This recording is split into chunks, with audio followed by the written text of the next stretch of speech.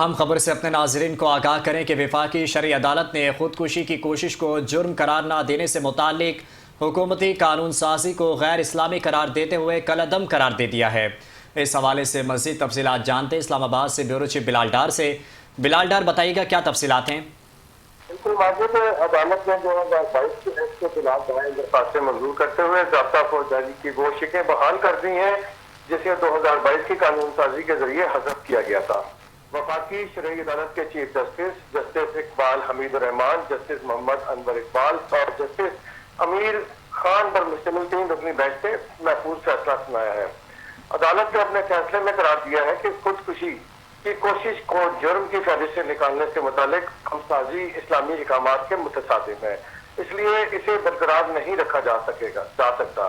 فیصلے کے تحت ضابطہ فوجداری کی متعلقہ سیکشن جو کہ 2022 کے ایکٹ کے ذریعے ختم کیا گیا تھا اس کو دوبارہ بحال کر دیا گیا ہے۔ یاد رہے کہ 2022 میں ہونے والی قانون سازی کے تحت خودکشی کی کوشش کو جرم قرار دینے والی شق ختم کر دی گئی تھی، جس کے خلاف مختلف درخواستیں وفاقی شرعی عدالت میں دائر کی گئی تھی۔ درخواست گزاروں نے موقف اختیار کیا تھا کہ موجودہ قانون سازی اسلامی اصولوں کے منافی ہے۔ عدالت نے درخواست گزاروں کے موقف سے اتفاق کرتے ہوئے قانون سازی کو غیر اسلامی قرار دیا اور حکومت کی جانب سے کی گئی ترامیم کو کالعدم قرار دیا ہے۔ اس فیصلے اس مقدمے میں ایڈوکیٹ احمد حسن دار، ایڈوکیٹ اعظم ملک نے درخواست گزاروں کی جانب سے کیس کی پیروی کی۔ وفاقی شرعی عدالت کے فیصلے کے بعد خودکشی کی کوشش سے متعلق قانونی حیثیت کو دوبارہ بحال کر دیا گیا ہے اور اب متعلقہ شق کے تحت اسے ایک بار پھر قابل سزا جرم تصور کیا جائے گا۔ جی بلال، شکریہ تفصیلات سے آگاہ کرنے کے لیے۔